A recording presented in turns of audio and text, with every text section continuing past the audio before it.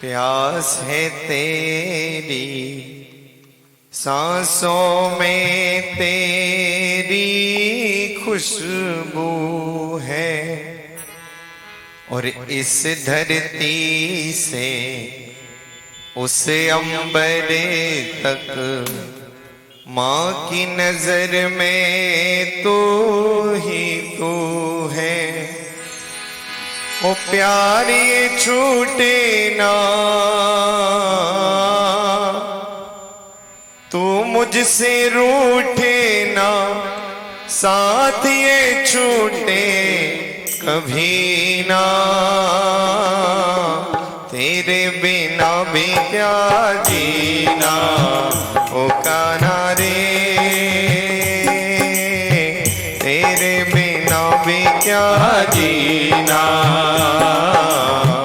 तेरे बिना भी क्या जीना ओ कान्हा रे, तेरे बिना भी क्या जीना, तेरे बिना भी क्या जीना। ओ फूलों में कलियों में, गोकुल की गलियों में, फूलों में कलियों में, गोकुल की गलियों में, तेरे बिना कुछ कहीं ना, तेरे बिना भी क्या जीना ओ कान्हा रे, तेरे बिना भी क्या जीना, तेरे बिना भी क्या जीना।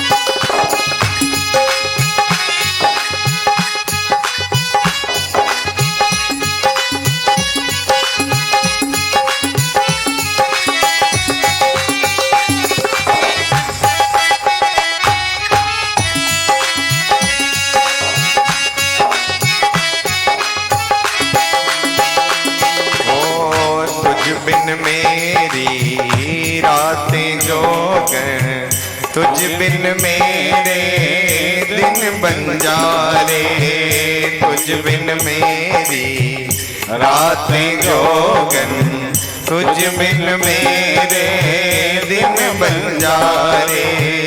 मेरा जीवन जलती धूनी, बुझे बुझे मेरे सपने सारे, मेरा जीवन जलती धूनी, बुझे बुझे मेरे सपने सारे।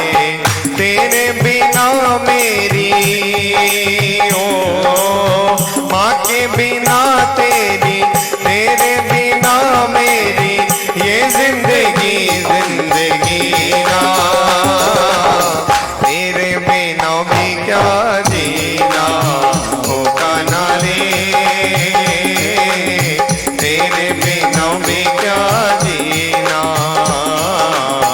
तेरे बिना भी क्या जीना।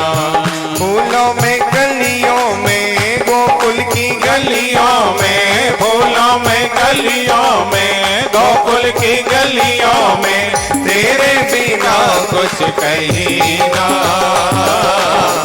तेरे बिना भी क्या जीना, तेरे बिना भी क्या जीना ओ कान्हा रे, तेरे बिना भी क्या जीना। तो यशोदा मैया भी उधर रो रही है, इधर भगवान रो रहे हैं। भगवान कहते ये यथा माम प्रपद्यन्ते तांस्तथैव भजाम्यहम्, मम वर्तानुवर्तन्ते मनुष्या पार्थ सर्वशः। जो भगवान के लिए रोता है ना, भगवान भी उसके लिए रोते हैं। ये यथा माम प्रपद्यन्ते तांस्तथैव भजाम्यहम्। अगर आप भगवान के लिए रोगे तो भगवान भी आपके लिए निश्चित रूप में आंसू बहाएंगे, क्योंकि उनका तो नियम ये यथा माम प्रपद्यन्ते तांस तथैव भजाम्यहम्। जो जैसे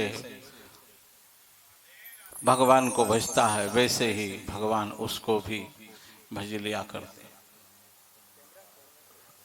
सहस्रपादाक्ष शिरोर्वाहवे सहस्रनाम्ने पुरुषाय शाश्वते सहस्रकोटिवधारिणे।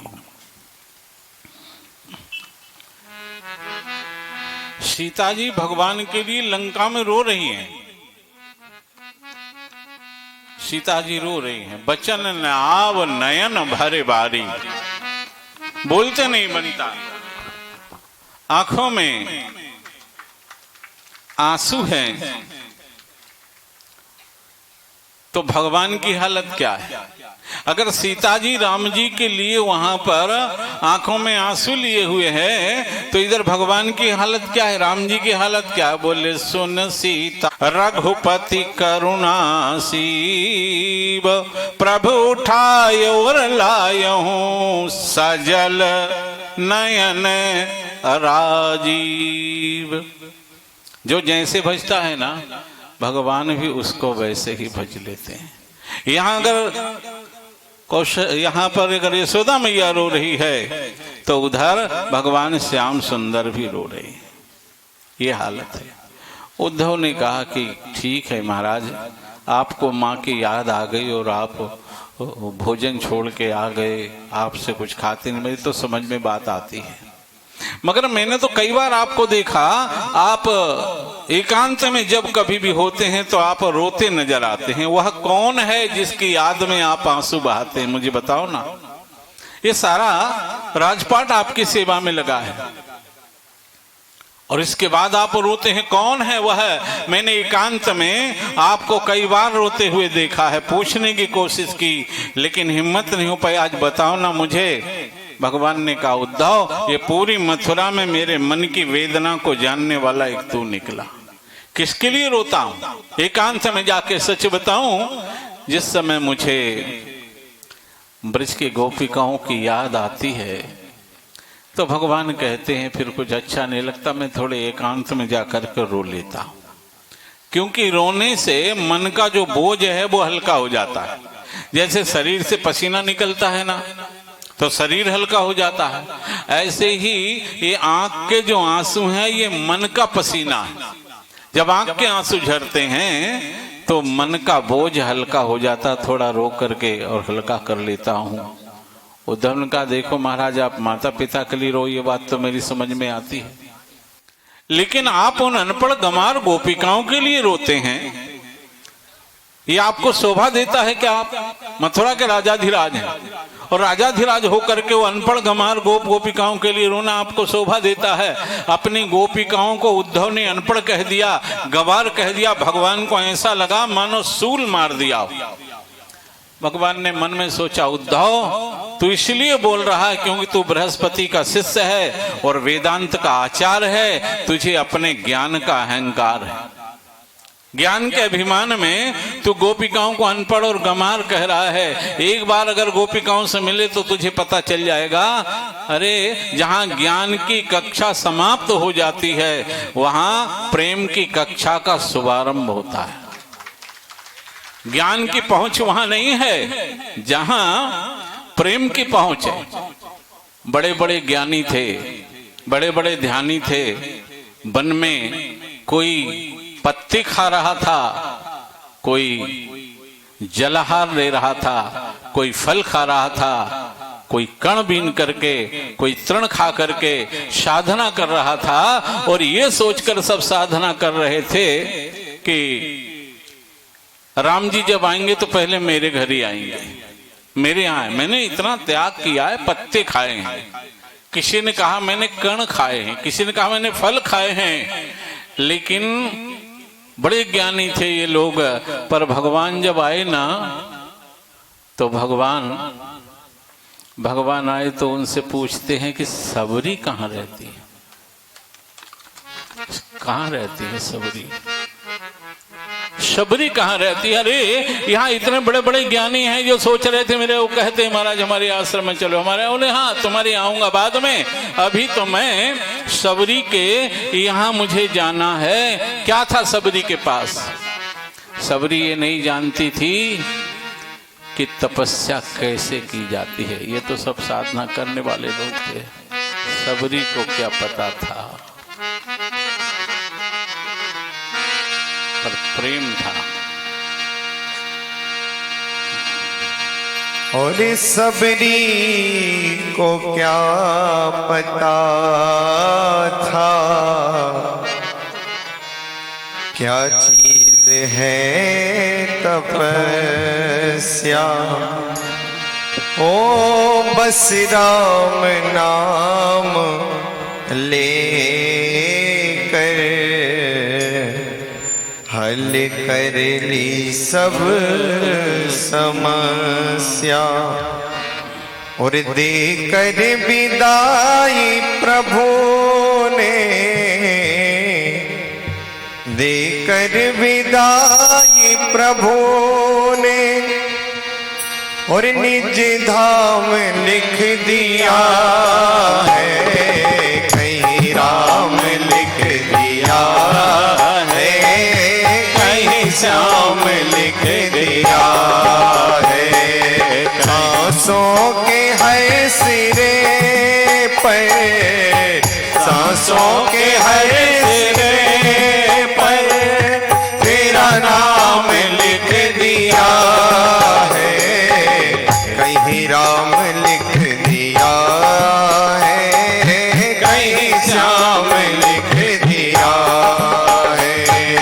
कहीं राम लिख दिया है, कहीं श्याम लिख दिया है।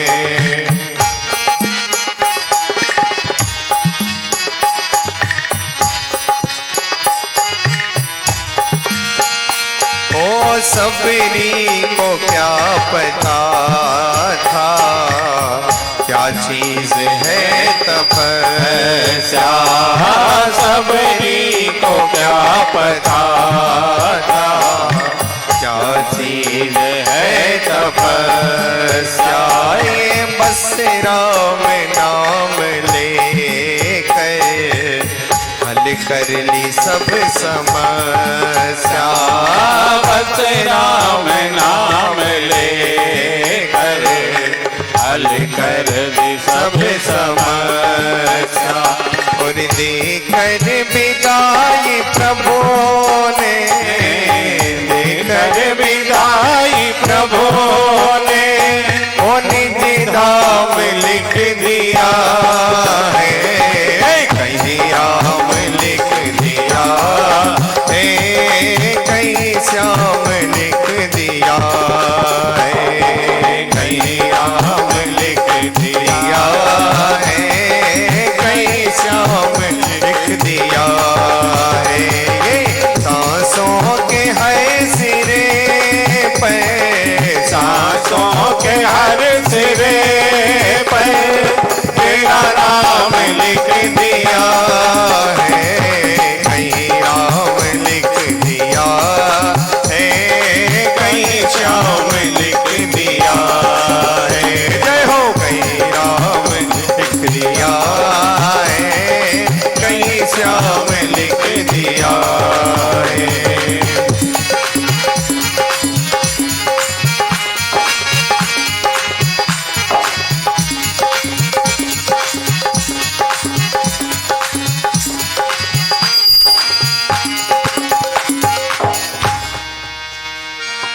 तो प्रेम की कक्षा का शुभारंभ वहां से होता है जहाँ या तो भगवान को बुरा लगा कि गोपिकाएं ज्ञान से ऊपर हैं, ज्ञान की कक्षा जहाँ समाप्त होती वहां प्रेम की लेकिन ये कौन से प्रेम की बात है?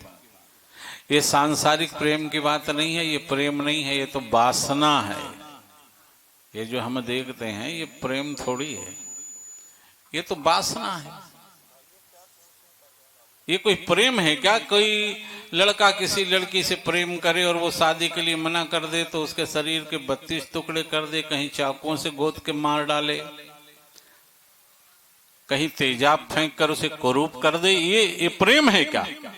अरे प्रेम में समर्पण ही होता है। प्रेम का ऐसा है कि प्रेमी कभी अपने प्रेमी को मार ही नहीं सकता, मारने की बात तो क्या भूल नहीं सकता कभी, वह प्रेम है। और उस प्रेम का उदाहरण भौरे में मिलता है। भौरा फूलों से प्रेम करता है, सबसे अधिक वह कमल से प्रेम करता है, और जब वह कमल के पराग को ग्रहण करता है रात्रि में कमल बंद हो जाता है, और कमल बंद होने पर भौरा भी उसके अंदर ही रह जाता है। अब भौरा इतना कठोर जात का है कि लकड़ी में छेद कर देता है। जो पुराने लोग बैठे ना उनको पता है, निहालों में भौरे छेद कर देता है, वो लकड़ी में छेद कर देता है। इतना कठोर है, लकड़ी को छेद देता है, लेकिन इतना कठोर होते हुए भी वो कमल की पखड़ियों में छेद नहीं कर पाता, क्योंकि कमल से वह प्रेम करता है। और जो 32 टुकड़े कर दे, चाकू से गोद डाले, ये प्रेम है क्या? ये तो वासना का खेल है। उस प्रेम की बात है जिसके विषय में कहा है, पोथी पढ़ पढ़ जग भया पंडित भया न कोय, और 2.5 अक्षर प्रेम के पढ़े सुपंडित हुए। वो प्रेम की बात है जिसके विषय में कहा, जग में प्रभु रहत विरागी, और प्रेम ते प्रभु प्रगटई जिम आगी। उस प्रेम की यहां बात चल रही। तो जब उद्धव ने ये कह दिया भगवान से कि अनपढ़ गंवार गोपिकाओं के लिए आप रोते हैं, ये शोभा नहीं देता, आप मथुरा के राजाधिराज हैं। भगवान को बुरा लगा। भगवान ने कहा, उद्धव एक काम करना, तू थोड़े दिन के लिए गोपियों के पास चला जा ब्रज में, और तू तो वेदांत का आचार्य है। कहा वो तो हूं, बृहस्पति का शिष्य, वो तो इसमें कोई संदेह की बात नहीं हूं। तो तू वेदांत में ब्रह्म में गोपिकाओं को उलझा देना। प्रेम अन्योन होता है, दोनों तरफ से होता है, मोह एक पक्षी होता है। अगर गोपिकाएं मुझे भूल जाएंगी तो भगवान कहते हैं मैं भी उन्हें भूल जाऊंगा, क्योंकि यहाँ तो ये यथा माम प्रपद्यन्ते तांस तथे भजा में, हम जो मुझे जैसा भजता है ना वैसा ही भगवान भी उसको भज लेते हैं। रावण ने सोचा मैं नकली हिरण को पहुंचा करके असली सीता ले आऊं पंचवटी में, नकली हिरण को भेज दूंगा, तो मारीच को नकली हिरण बना के भेज दिया। और सोचा यही था कि मैं असली सीता को ले आऊंगा, पर भगवान बड़े होशियार हैं, भैया तेरा हिरण नकली, तो इधर से सीता भी मिलेगी नकली।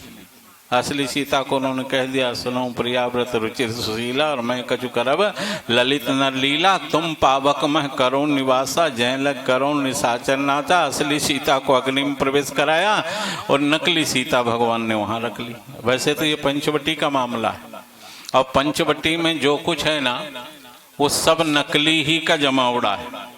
पूरी पंचवटी में अब क्या, आप देखो यहाँ राम हिरण बना करके मारीच को भेजा तो हिरण नकली, राम जी ने सीता को यहाँ रखा तो सीता भी नकली, रावण साधु बन करके आया तो साधु भी नकली।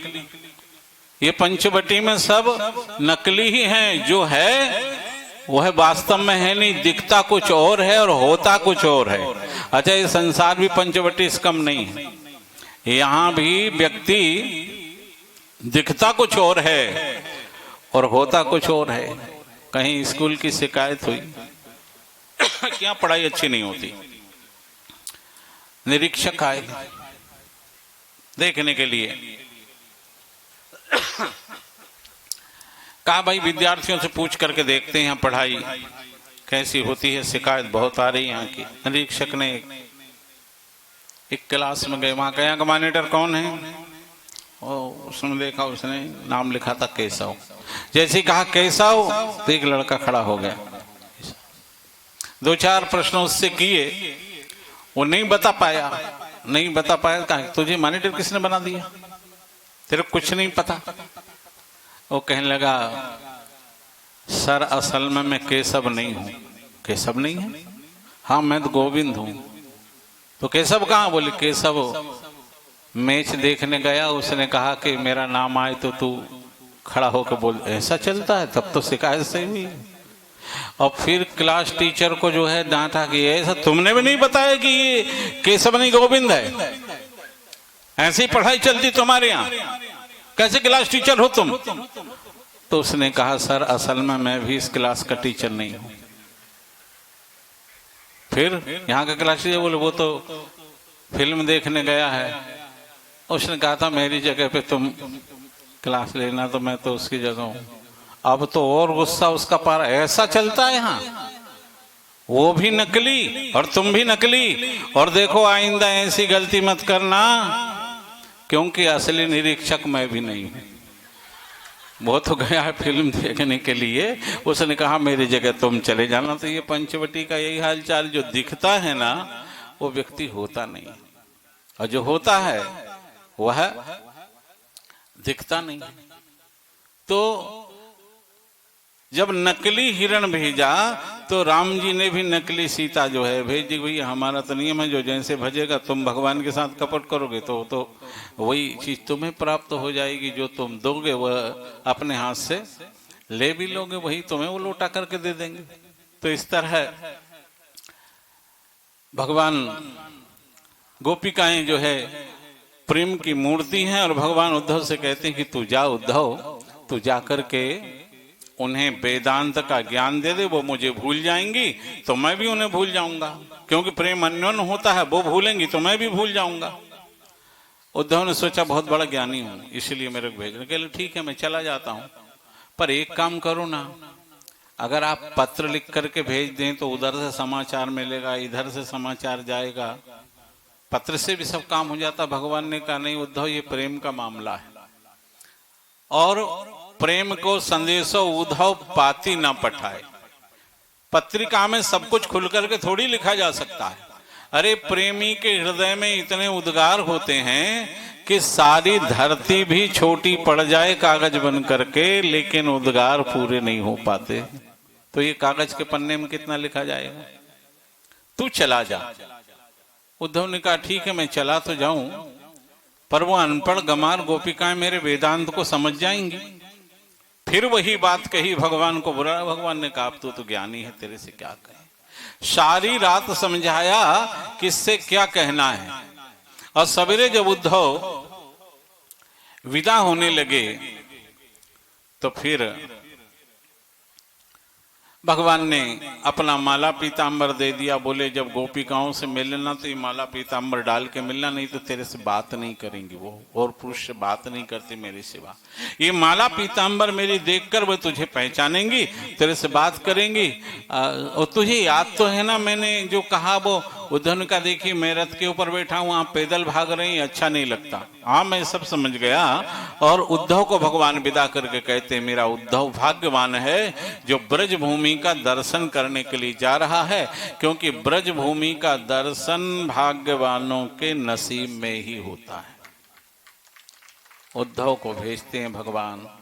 अब इधर उद्धव का रथ आता है, गोप देखते हैं कि लगता है कृष्ण आ रहा है, लेकिन जब उद्धव रथ से नहीं उतरते हैं तो वो समझ जाते हैं कि तो कोई और वहां पुरुष हैं। बोले हमें नंद बाबा के घर जाना है। बोले लगता है मथुरा से आ रहे। उद्धव ने कहा तुमको कैसे पता? बोले क्योंकि जो मथुरा से आता है ना वो सीधे नंद के घर ही जाता है। हाँ मुझे उनसे काम है, मैं मथुरावासी कृष्ण का सखा हूं। तो सोचा सखाओं ने, क्या वैसे ज्ञानी लोग जब सखा हो गए तो हम अनपढ़ गमारों की अब क्या कीमत होगी। इधर यशोदा मैया को सवेरे से बढ़िया शकुन हो रहे थे। एक काग बोल रहा था। अच्छा हमारे यहाँ काग का बोलना बड़ा शुभ सूचक माना जाता है, किसी प्रेमी के मिलन का संकेत होता है। यशोदा मैया ने देखा काग बोल रहा तो काग से कह दिया मैया ने, बोले अगर मेरा लाला आया उसका समाचार तो मैं तेरी चोंच सोने से गड़वा दूंगी, मड़वा दूंगी। काग उड़ गया। मैया ने सोचा जरूर आ रहा है, खीर बना करके रख लूं, नहीं तो वो आते ही खीर मांगेगा और नहीं मिली तो नाराज होकर बैठ जाएगा। मनाएगा कौन उसको? इतने दिन के बाद आ रहा और गुस्सा हो जाए। माँ बड़े भोलेपन से खीर तैयार करती। उद्धव का रथ आया, माँ बड़े अच्छे से दौड़ करके आई, देखा उद्धव रथ व्यवस्थित कर रहे हैं। अरे अगर मेरा लल्ला होता ना पहले गले से लिपटता, बाद में दूसरा काम करता।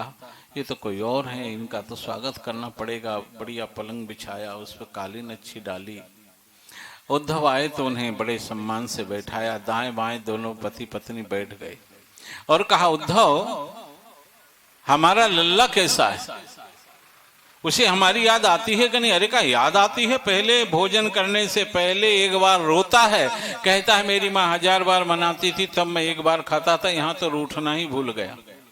उसे याद आती है हमारी, पर आता नहीं वो यहाँ पे। अच्छा, उसे वहां अच्छा लगे ना तो उसको वहीं रहने देना, परंतु एक बात तुम देवकी से कहना, अगर उसे कोई दासी की जरूरत पड़े तो यशोदा को बुलवा ले, मैं कम से कम उसके घर का काम कर दूंगी, लल्ला तो दिखता रहेगा। और कहते कहते यशोदा मैया की आंखें भर आई, गला रुंध गया, रो पड़ी। क्या बताऊं उद्धव, पता नहीं क्यों ऐसा लगता है कि वो यहीं कहीं है। मैं सही बताऊं, जब यमुना जाती हूं ना तो ऐसा लगता है मेरी साड़ी पकड़ के चल रहा है। तो कई बार तुम कहते, हे लल्ला साड़ी छोड़ दे, और देखती हूं पलट के तो कोई नहीं। कभी लगता है पलने में सोया है, कभी लगता है ये कदम के ऊपर बैठ करके बांसुरी बजा रहा है, कभी लगता है वो गौशाला में है। पता नहीं क्यों ऐसा लगता है। और यही बात नंद भी कहते हैं कि मैं खाली पलनी चलाता रहा, मुझे लगा वो इसमें सोया है, पता नहीं क्यों ऐसा लगता है कि वो यहीं कहीं है। इस प्रकार उनका जब दुख देखा, उद्धव को लगा कि सचमुच कृष्ण क्यों रोते हैं। अब समझ में बात आने लगी कुछ कुछ।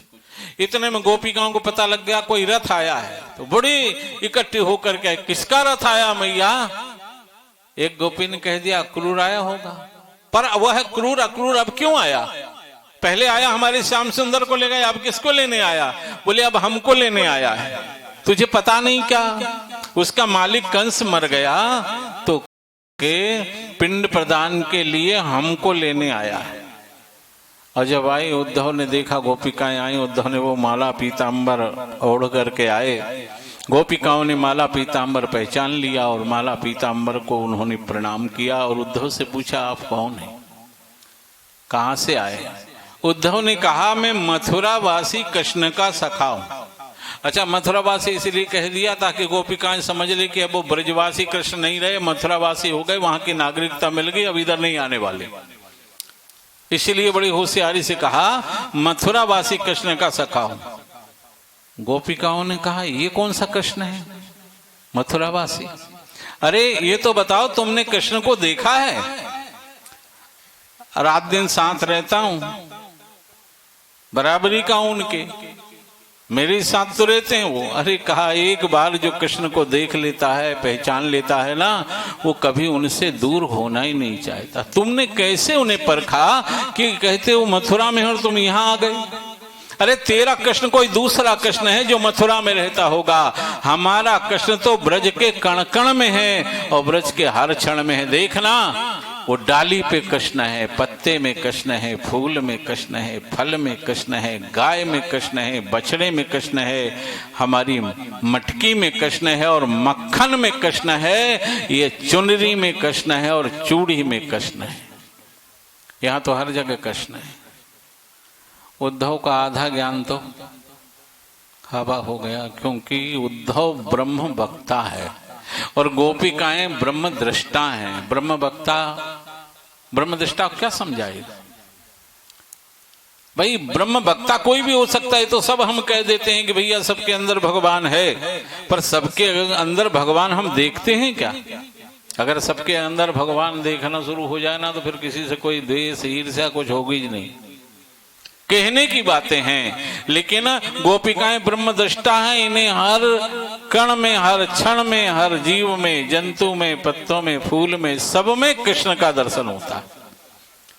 उद्धव ने कहा गोपिकाओं में खास करके तुम्हारे लिए ही आया हूं। तुम ऐसा करो, मेरी बात ध्यान से सुनो, तुम अपने मन को ब्रह्म में लगाओ। गोपिकाएं हंसने लगी, काय में लगाएं? ब्रह्म में लगाएं। अच्छा, ये ब्रह्म कौन है? इसकी खानदान कौन सी है? इसके पिता कौन है? ब्रह्म तो सबका पिता है, अब ब्रह्म की खानदान और ब्रह्म का पिता किसको बताए? उद्धव ने कहा ये तो अजीब प्रश्न है, इनको पूछना भी नहीं आता, क्या पूछना चाहिए? उद्धव ने कहा देखो मेरी बात को उपहास में मत लो, तुम अपने मन को ब्रह्म में लगाओ। तो गोपिकाएं फिर हंस के कहने लगी कि ये मन कितने होते हैं, मन कितने होते हैं।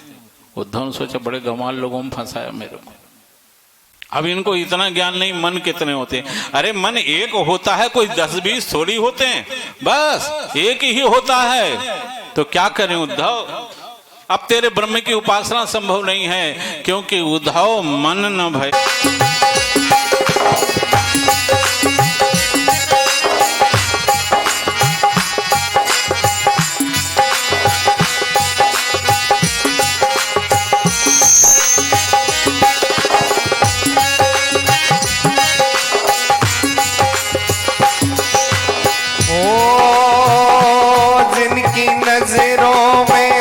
श्याम प्यारे वो तो रहते हैं जग से निराले, जिनकी नजरों में है श्याम प्यारे वो तो रहते हैं जग से निराले, जिनकी नजरों में मोहन समाए, जिनकी नजरों में मोहन समाए, वो नजर पे तरसती नहीं है। ये तो प्रेम की बात है, वो तो बंदगी तेरे बस की नहीं है। यहाँ सर देखे होते सौदे, आशिकी इतनी सस्ती नहीं है। ये तो प्रेम की बात है, वो दो ये तो प्रेम की बात है, वो दो ये तो प्रेम की बात है, वो दो। गोपिकाएं कहती उद्धव ये ज्ञान चर्चा बंद करो। उद्धव ज्ञान चर्चा सुहाती नहीं और बिना कृष्ण के चैन आती नहीं, बंद करो ये चर्चा। 4 दिन के लिए उद्धव गए थे, 6 महीने तक उद्धव गोपिकाओं के साथ रहे, पर ये 6 महीने का समय उद्धव को कब निकल गया गोपिकाओं के साथ चर्चा करते ये पता ही नहीं चला। जैसे 6 दिन का समय हमें भगवान की चर्चा करते करते बीत गया और पता ही नहीं चला। और जब 6 महीने के बाद उद्धव चलने को तैयार हुए तो नंद बाबा, यशोदा मैया, गोपिकाएं, गोप सब उद्धव को विदा करने लगे। बूढ़े नंद लाठी टेक के चल रहे हैं। उद्धव कहते नहीं बाबा, अरे आप क्यों परेशान हो रहे, आप तो रुको रुको, घर में रुके, बहुत सारे लोग थे। बोले नहीं, मैं अपने लल्ला को भी दरवाजे तक छोड़ने जरूर जाता था, तुम भी तो मेरे लल्ला जैसे हो। और उद्धव एक आध बार उससे लेकर के आना, एक आध बार उससे जरूर लाना, क्योंकि अब तो ये आंखें जो है ना ये पत्थरा गई, उसके दर्शन करने के लिए इतनी तरस गई हैं कि अब इनमें दर्द होने लगा है। दरस बिन दुखन लागे नैन, अब तो दर्द होने लगा है। सब विदा करते हैं उद्धव को। गोपिकाएं कहती उद्धव तुम उनसे इतना पूछोगे एक बात हमारी तरफ से। उद्धव ने कहा तुम्हारी तरफ से झगड़ा कर लूंगा, बताओ तू क्या समाचार देना है, उनसे क्या कहना है। बोले केवल इतना भर पूछना उनसे कि जब वो यहां से गए थे और हमने पूछा था कब आओगे, तो कह कर के गए थे परसों आ जाऊंगा। तो उनसे पूछना कि गोपिकाएं वो परसों की प्रतीक्षा कर रही है और आपका वह परसों कब होने वाला है। कह के घन श्याम गए घर सो, सखी आवेंगे परसों परसों, और परसों की ही जोहत बाट रही, ब्रज नारी को बीत गए बरसों। बरसों मुलाकात हुई न कहीं, अब तो घन श्याम गए कर सोर। कह के घन श्याम गए घर सो सखी आवेंगे परसों परसों। वो कह के गए परसों आ जाऊंगा, तो ये उनसे पूछना कि ये परसों किसका है। देखो सबके परसों अलग होते हैं। हमारे 15 दिन का पितरों का एक दिन होता है, 6 महीने का देवताओं का एक दिन होता है, और 1000 चतुर्युगी का ब्रह्मा का एक दिन होता है। और एक ब्रह्मा की आयु 100 वर्ष की जब समाप्त हो जाती है तब भगवान शंकर का एक पल होता है, माने पलक का गिरना उठना। तो उनसे ये पूछना कि परसों का तो कह के गए, पर ये किसके परसों की बात करके कहे गए। और कहते कहते गोपिकाएं बड़ी भावुक हो गई, और भावुक होकर के कहने लगी, उद्धव श्याम सुंदर से कहना ये जाके, भुला क्यों दिया हमें अपना बना के। बड़े भाव से विदाई करती हैं गोपिकाएं उद्धव को, समाचार भेजती हैं।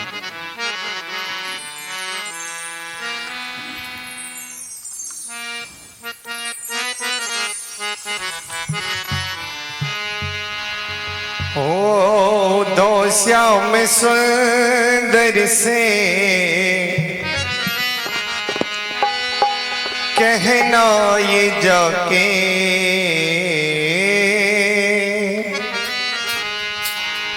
ओ दो श्याम सुंदर से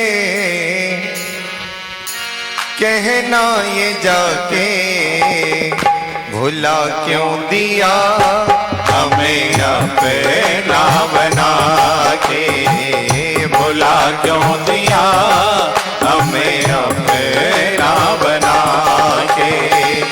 उदो श्याम सुंदर से कहना ये जाके, उदो श्याम सुंदर से कहना ये जाके, भुला क्यों दिया हमें अपना बना के, भुला क्यों दिया हमें अपना बना के।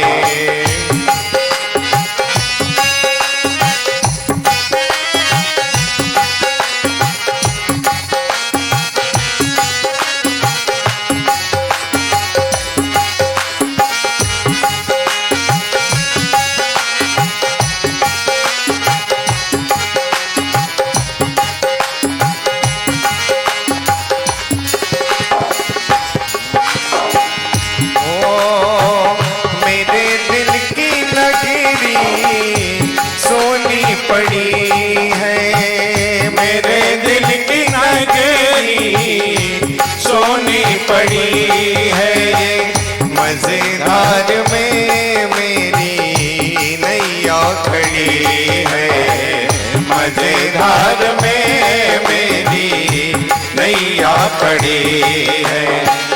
चले जाना श्याम से, चले जाना श्याम से किनारे लगा के, भुला क्यों दिया हमें अपना बना के, भुला क्यों दिया हमें अपना बना के।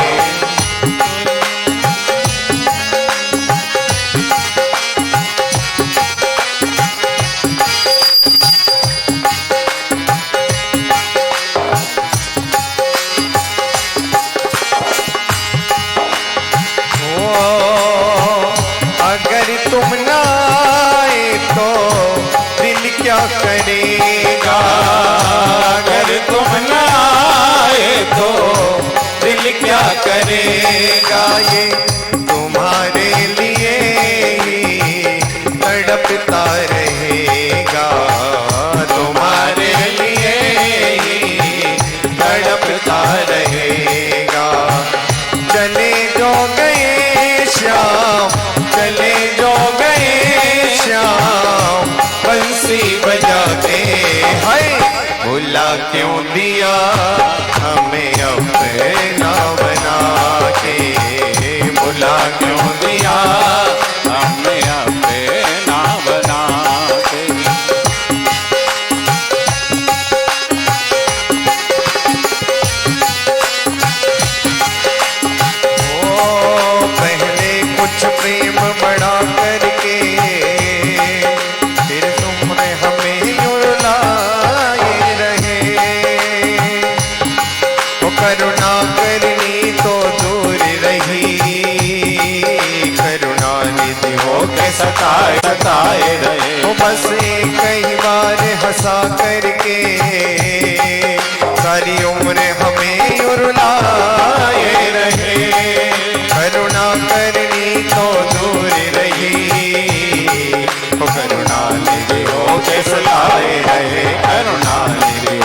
सताए रहे करुणा।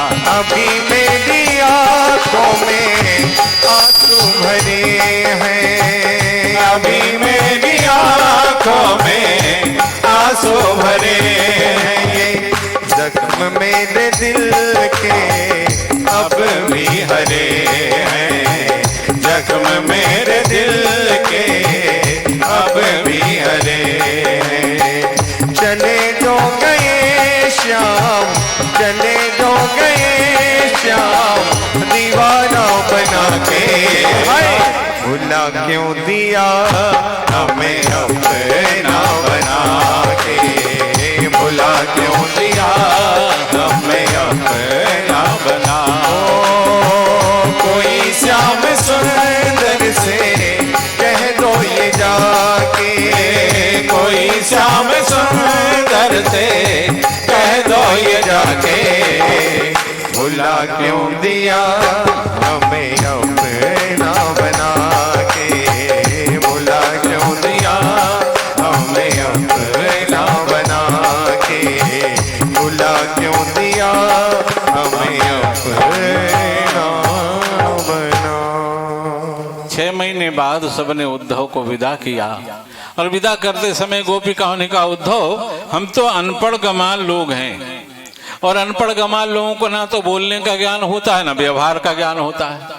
अगर हमारे बोलने में कुछ कटता हुई हो या हमारे व्यवहार में तुम्हें कोई फर्क लगा हो तो अनपढ़ गमाल लोगों की बात के ऊपर, उनके व्यवहार के ऊपर ज्ञानी लोग विचार नहीं करते। उद्धव को ऐसा लगा कि मेरे शब्द मुझे विदाई में लौटाए जा रहे हैं। कह के निकला था ना अनपढ़ गमाल, गोपिकाएं मेरे ज्ञान को समझेगी, मानो विदाई कर दी। गोपिकाओं ने उन्हीं शब्दों से 6 महीने बाद उद्धव आए और जब भगवान के सामने पहुंचे ब्रज की तारीफ करने लगे तो भगवान ने कहा, उद्धव यहाँ था तो यहाँ की बात करता था, उधर से आए रे गोपिकाओं ने ऐसा क्या खिला पिला दिया जो उधर ही उधर की बात कर रहा है। उद्धव ने कहा, प्रभु जब तक ब्रज देखा नहीं था ना तब तक इधर की बात थी, और जब से ब्रज से आया हूं ना तब से ब्रज ही ब्रज नजर आ रहा है। बोले तुझे मेरी याद नहीं आई वहां? अरे कहा महाराज सही बताएं, आपका शरीर मथुरा में है लेकिन आपके प्राण तो ब्रज में ही बसे हुए हैं, ब्रज में ही आपके प्राण बसे हुए हैं। अच्छा वो अनपढ़ गमाल गोपिकाएं तुझे समझी या नहीं तेरे वेदांत को? बोले देखिए आप तो ताना मत मारिए, आप मुझे बताओ ज्ञान देने पहुंचा था ज्ञान लेने? तुझे क्या लगा? बोले जा रहा था तो ये अहंकार था मैं ज्ञान देने जा रहा हूं। लेकिन जब गोपिकाओं से मिला ना तब पता लगा कि मुझे देने नहीं मुझे लेने के लिए पहुंचाया गया है। इस तरह से परस्पर बात हुई। इधर जो कंस मरा तो इसकी 2 पत्नियां थी, अस्थि प्राप्ति से कंसस्य महिष्यो भरतर्षभा। अस्थि और प्राप्ति नाम की 2 इसकी पत्नियां थी जो मगधराज जरासंध की बेटी थी। विधवा होने के बाद पिता के पास गई और पिता को सारा समाचार दिया। जरासंध ने प्रतिज्ञा कर लिया, यादवी महिम कर तुम चक्रे परम मध्यमम, मैं इस सारी पृथ्वी को यादव विहीन कर दूंगा। और 23 अक्षौणी सेना लेकर के मथुरा पर चढ़ाई की। भगवान ने इसकी सेना को मार दिया, इसको छोड़ दिया। इस तरह ये 17 बार आया और 17 बार भगवान ने सेना को मार करके इसे छोड़ दिया। ये 18 बार अभिवार की तैयारी में था और इधर नारद जी ने कालयवन को भेज दिया जो 3 करोड़ मलेच्छों का अधिपति था कि अगर तू कृष्ण को जीत ले तो फिर तेरे समान कोई नहीं है। अब कालयवन जो था उस युद्ध में कोई मार नहीं सकता था, ऐसा वरदान ही था। तो भगवान इसके सामने पैदल आ गए, ये भी पैदल हो गया। भगवान इसके सामने से भागने लगे तो इसने सोचा डर के भाग रहा है, पीछा करने लगा। अब भगवान एक कंदरा में ले गए। कंदरा में सोए थे युवनाश नंदन महाराज मानधाता के बेटे मुचकुंद जी। अब मुचकुंद जी को स्वामी कार्तिक ने ये वरदान दिया था कि जो तुम्हें सोते में जगाएगा तुम्हारी दृष्टि से भस्म हो जाएगा। तो मुचकुंद जी को जगाना था और इसे मरवाना था, इसलिए भगवान ने कंदरा में जाके अपना पीतांबर मुचकुंद जी के ऊपर डाल दिया। आओ जब मुचकुंद जी पे डाला इसने सोचा ये पीतांबर वाला ही कृष्ण है, ये सो रहा है, यहाँ छिप रहा है।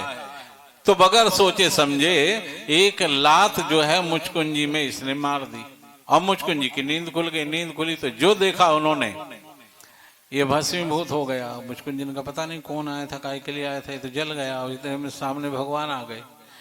कहा महाराज मेरी दृष्टि से कोई जल गया। भगवान ने कहा जला नहीं, जलवाया गया। योजना हमारी ही थी, उस योजना का क्रियान्वयन हमने तुमसे करा दिया। मुचकुंजी ने दर्शन किए, मोक्ष मांगा। भगवान ने कहा एक जन्म और लेना पड़ेगा। कहते हैं नरसिंह मेहता के रूप में इस कलयुग में भी आए और भगवान का कीर्तन करके फिर उन्होंने मोक्ष को प्राप्त किया। अब भगवान ने बलराम जी से कहा कि आज कल में जरासंध भी आने वाला समझो। बोले हाँ। बोले अब एक काम करो, ये मथुरा को भी छोड़ो। 5 वर्ष रहे हैं भगवान गोकुल में, 6 साल रहे वृंदावन में और 14 वर्ष रहे हैं भगवान मथुरा में। और इसके बाद फिर द्वारिका की रचना की भगवान ने, सारे प्रजाजनों को वहां भेज दिया और कृष्ण बलराम रह गए। जब इसने 18वीं बार जब ये आया तो भगवान इसके सामने से भी भाग गए और प्रवसन पर्वत में छिप गए। इसने पहाड़ में आग लगा दी। समझ लिया कृष्ण बलराम जल के मर गए होंगे। मगध आकर के शासन करने लगा और भगवान सीधे पहुंचे द्वारिका। और द्वारिका भगवान जब पहुंचे तो द्वारिका में भगवान को करना था विवाह, लेकिन बलराम जी थे कुंवारे। बड़ा भाई कुंवारा हो, छोटे भाई का नंबर कैसे आए? आजकल तो आ जाता है, लेकिन भगवान को नहीं जमा होगा। भगवान ने रेवत नाम के मनु, उनके बेटे थे ककुदमी, ककुदमी की बेटी थी रेवती, रेवती के साथ बलराम जी का विवाह संपन्न कराया। और इसके बाद यहीं भगवान को रुक्मणी का समाचार मिला। विदर्भ में महाराज भीष्मक रहते हैं, जिनके रुक्मरथ, रुक्मकेश, रुक्मबाहु, रुक्माली और रुक्मी 5 बेटी हैं। रुक्मणी नाम की एक कन्या है। बचपन में ही रुक्मणी ने श्री कृष्ण से अपनी प्रीति जोड़ ली और निर्णय ले लिया कि विवाह कृष्ण से ही करूंगी। जब विवाह योग्य हुई तो महाराज की इच्छा भीष्मक की तो यही थी, पिता की तो यही थी कि रुक्मणी कृष्ण को चाहती, कृष्ण को विवाह देना चाहिए इसे। लेकिन रुक्मी विरोधी था श्री कृष्ण का। उसने अपने पिता से कहा तुम हो बूढ़े लोग, तुमको कुछ समझ आती नहीं, हम अपनी बहन का विवाह ग्वाले के साथ करेंगे जो जरा जरा से दही के लिए दूसरों घरों में चोरी करता हुआ। पिता ने कहा बेटा वो द्वारिका का मालिक है। अरे होगा आज मालिक, कल तक तो चोर था ना। हमने अपने बराबरी का देख लिया है रिश्तेदार, हम अपने मित्र शिशुपाल के साथ अपनी बहन का विवाह करेंगे, तेजराज महाराज शिशुपाल के साथ। पिता ने सोचा अब ये चलने देगा नहीं, इसलिए चुपचाप रहना ठीक, मौन रह गए। रुक्मणी को पता चला तो रुक्मणी ने विरोध कर दिया इस विवाह का। बोले मैं विवाह करूंगी कृष्ण के साथ, अन्यथा मैं कुंवारी रह करके जीवन निकाल लूंगी, किसी और को मैं अपने शरीर का स्पर्श नहीं करने दूंगी। ये जिद्दी स्वभाव का। इसने कहा मैं परसों ही तेरी विदा कर देता हूं। शिशुपाल के पास खबर भेज दी कि बारात लेके आ जाओ, लेकिन थोड़ी तैयारी से आना, क्योंकि रुक्मणी कृष्ण को चाहती है तो हो सकता है कृष्ण कहीं से आ जाए। वो भी बड़ा खुश हुआ रुक्मणी के लिए। और उसने जितने भी उस समय में श्री कृष्ण के विरोधी राजा थे उन सबको इकट्ठा किया बारात के लिए।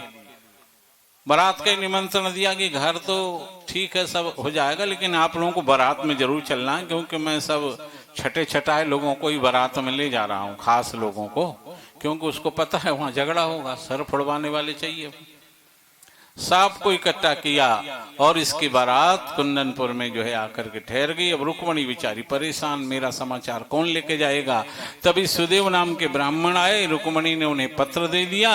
पत्र में रुक्मणी ने लिखा जितने पुण्य मैंने किए हैं सबके बदले में प्रभु मैं आपकी सेवा चाहती हूँ।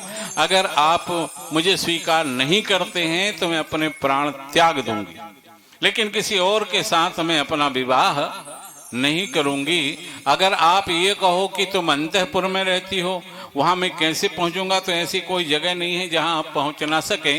फिर भी मैं अपनी अल्प बुद्धि से कहती हूं कि विवाह के एक दिन पूर्व में देवी मंदिर में देवी पूजने जाऊंगी। मार्ग अथवा मंदिर से आप हरण करके मुझे अपना सकते हैं, नहीं आए तो मैं प्राण त्याग दूंगी। सुदेव ब्राह्मण को पत्र दे दिया, सुदेव ने भगवान को दे दिया।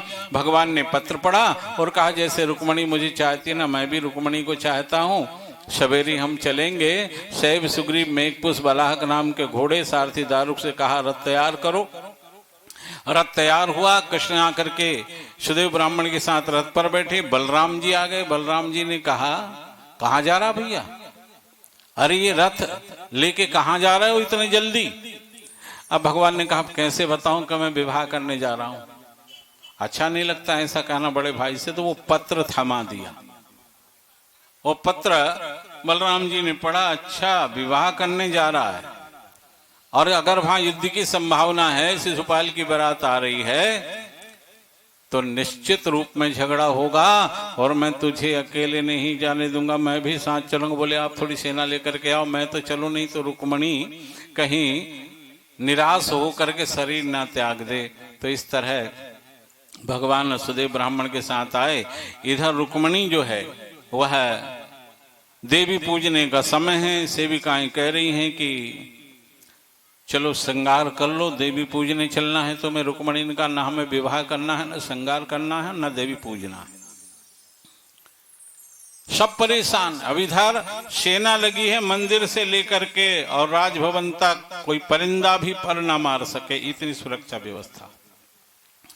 रुक्मणी तैयार नहीं, सब कह रहे राजकन्या कब आएगी, राजकन्या कब आएगी, मुहूर्त हुआ जा रहा। सबने कहा भैया राजकन्या है और राजकन्या को तैयार होने में समय लगता है। अरे जब आज की दुल्हन ब्यूटी पार्लर से 5-6 घंटे में आती है तैयार होके, तो फिर ये तो राजकन्या है रुक्मणी, अगर थोड़ा विलंब भी हो तो कोई बात नहीं। अब रुक्मणी नाराज बैठी है, तभी भगवान ने सुदेव ब्राह्मण को भेज दिया, जाओ रुक्मणी को जाकर के कह दो कि मैं आ गया हूं, प्रतीक्षा कर रहा हूं मंदिर में। सुदेव ब्राह्मण ने रुक्मणी को समाचार दिया। जो रुक्मणी पहले तैयार नहीं थी वो एकदम तैयार हो गई और सुंदर श्रृंगार करके डोली में उन्हें बैठा दिया गया। आगे ब्राह्मण वेद पाठ कर रहे हैं, सेनाएं बज रही हैं, सब डोली के बीचों बीच में रुक्मणी की डोली है, इधर सेना लगी है, बार बार सावधान किया जा रहा है। और रुक्मणी देवी के मंदिर में पहुंचती हैं, देवी से पूजन करके प्रार्थना करती हैं, देवी का पूजन करती हैं रुक्मणी। ध्यान श्री कृष्ण का कर रही हैं। देखो पूजन आप सब देवता का करें, लेकिन सब देवताओं में अपने इष्ट को ही देखना चाहिए, उनको ही देखना चाहिए, ऐसा विधान है इष्ट का। जैसे आकाशात पतितोऽयं यथा गच्छति सागरम, आकाश से पानी गिरता है और वह नदी नालों में होते हुए समुद्र में चला जाता है, उसी प्रकार सर्वदेव नमस्कारम केशवम प्रति गच्छति। सब देवों को नमस्कार किया हुआ अगर आपके इष्ट कृष्ण हैं तो कृष्ण में चला जाएगा, राम है तो राम में चला जाएगा, शिव है तो शिव में चला जाएगा। मंत्र माला और मूर्ति ये जितनी पुरानी होती है उतनी ही सिद्ध होती है, इसलिए बार बार इष्ट भी नहीं बदलना चाहिए।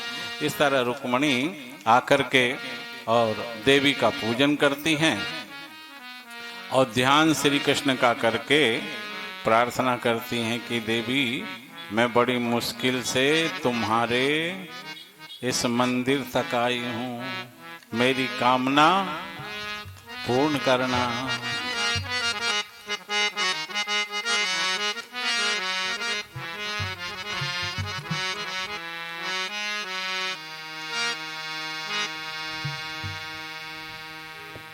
ओ बड़ी मुश्किल से आई तेरे दर,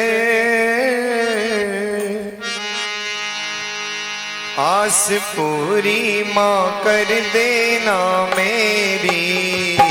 बड़ी मुश्किल से आई तेरे दर, आस पूरी माँ कर देना मेरी। बड़ी आशा से वो बड़ी आशा से आई तेरे दर, आस पूरी माँ कर देना मेरी। बड़ी आशा से आई तेरे दर, आस पूरी माँ कर देना मेरी। जय जय माँ अम्बे माँ, जय जय माँ जगदम्बे माँ, जय जय माँ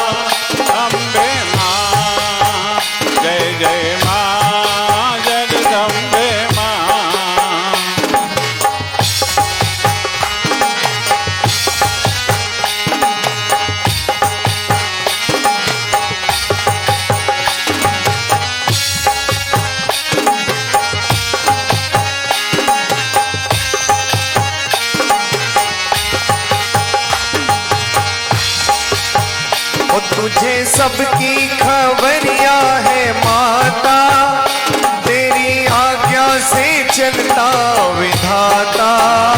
तुझे सबकी खबरिया है माता, तेरी आज्ञा से चलता विधाता। वो सबकी किस्मत के कैसे सितारे, सब लिखा है पास तुम्हारे, पास तुम्हारे। श्याम सुंदरी ही हो मेरे भाई, आस पूरी माँ कर देना मेरी। श्याम सुंदरी ही हो मेरे भाई, आस पूरी माँ कर देना मेरी। जय जय माँ अम्बे माँ, जय जय माँ जगदम्बे माँ, जय जय माँ अम्बे माँ, जय जय माँ जगदम्बे माँ। जय अम्बे जगदम्बे माता, तेरे दम से है दुनिया, तेरी महिमा कोई न जाने, तुझसे कौन बचा है यहाँ। जय अम्बे जगदम्बे माता, तेरे दम से है दुनिया, तेरी महिमा कोई न जाने, तुझसे कौन बचा है यहाँ। हे नाम दे सबसे बड़ा तेरा नाम, हो शेरों वाली ऊंचे डेरों वाली, बिगड़े बना दे मेरे काम। नाम दे सबसे बड़ा तेरा नाम, हो शेरों वाली ऊंचे डेरों वाली, बिगड़े बना दे मेरे काम। नाम दे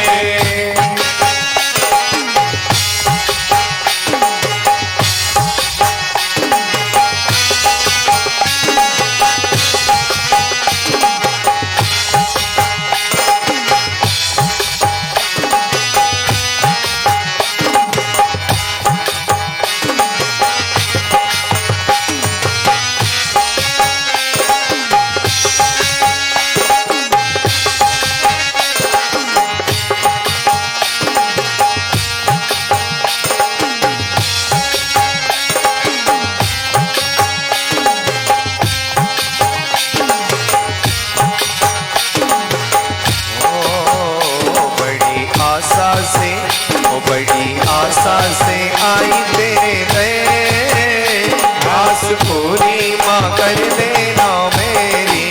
हो बड़ी आशा से आई तेरे दर, आस पूरी माँ कर देना मेरी।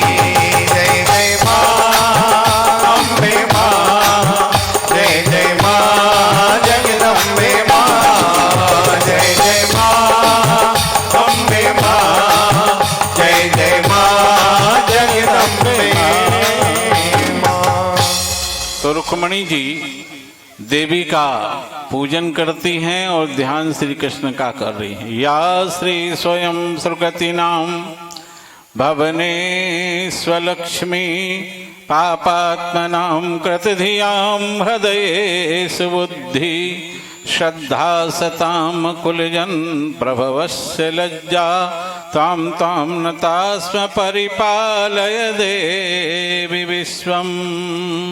सर्वमंगल मांगल्ये शिवे सर्वार्थ साधिके शरण्ये त्र्यंबिके गौरी नारायणी नमोस्तुते। तो रुक्मणी ने देवी का पूजन किया। अब इधर सेना लगी है, बार बार शिशुपाल रुक्मी सबको सावधान कर रहे हैं। देखो जिसके पास से वह ग्वाला आ गया या जहां से निकल गया ना, वह हमारे हाथ से बचने वाले नहीं है। इस तरह सबको सावधान। लेकिन तभी भगवान आए और भगवान ने आकर के रुक्मणी का हाथ पकड़ करके रुक्मणी को अपने रथ में बैठाया और रथ में बैठा करके भगवान द्वारिका की तरफ लेकर के चले। सारी सेना देखते ही रह गई, स्तंभन हो गया। सारी सेना जैसी की तैसी देखती रह गई कि क्या सुंदर जोड़ी है, जैसा वर है वैसी ही कन्या है। अब वो ये भूल गए कि हम लोग यहाँ ये विवाह रोकने के लिए आए हैं, वो तो दर्शन कर रहे हैं कि बड़ी सुंदर जोड़ी है। अच्छा, भले ही शिशुपाल के साथ बारात में आए हों, लेकिन रहे तो बाराती बड़े भाग्यवान होंगे कि जिन्होंने श्री कृष्ण और रुक्मणी के साथ में को देखा है, उन्हें साथ में देखा है, तो रहे तो बड़े पुण्यात्मा होंगे वो। तो इस तरह भगवान रुक्मणी को लेकर के द्वारिका पहुंच गए। रुक्मी ने पीछा किया, उसे भगवान ने पराजित करके रुक्मणी के कहने से माथा घोंट करके और उसे छोड़ दिया। ये कह के निकला था, मैं लौट करके अगर रुक्मणी को नहीं लाया तो यहाँ कुंदनपुर में मुंह नहीं दिखाऊंगा। भोजकट नाम के नगर में रह करके यह वहीं शासन करने लगा और भगवान द्वारिकापुरी में आ गए रुक्मणी को लेकर के। अब रुक्मणी और कृष्ण द्वारिका में है इस समय, और अब भगवान का यहाँ रुक्मणी के साथ जयमाला का कार्यक्रम होगा। तो आज विवाह और विवाह के साथ ही कथा का विश्राम। विवाह के बाद जो भोजन है वो कल होगा। होता है ना, पहले शादी होती है, फिर रिसेप्शन जो है लोग रखते हैं, तो वो सब व्यवस्था जो सब इंतजाम है वह आप सबके लिए कल की व्यवस्था है। आज यहीं पर कथा का विश्राम होगा और कल हमारे सप्ताह यज्ञ की पूर्णाहुति है। कथा तो कभी पूरी होती नहीं है, ये तो कोई पूरी कर भी नहीं सकता। हमारा जो समय होता है, हमारी समयावधि सप्ताह की ही पूर्ण होती है। तो कल कथा का जो समय रहेगा वो 10 बजे से होगा और कल विशेष करके सुदामा जी का चरित्र, एक दीनहीन ब्राह्मण का भगवान ने किस तरह से स्वागत किया और मित्रता का निर्वाह वास्तव में कैसे होना चाहिए, ये कल सुदामा जी का चरित्र विशेष रूप से, और भागवत की महिमा जो 7 दिन ना सुन पाए हैं वह भी, और जिन्होंने नियमित सुनी है वह भी कल सुदामा जी का चरित्र और भागवत की महिमा को अवश्य यहाँ पर श्रवण करे। कल ही पुराण का पूजन होगा। कथा का समय याद रहे, 10 बजे से कथा प्रारंभ।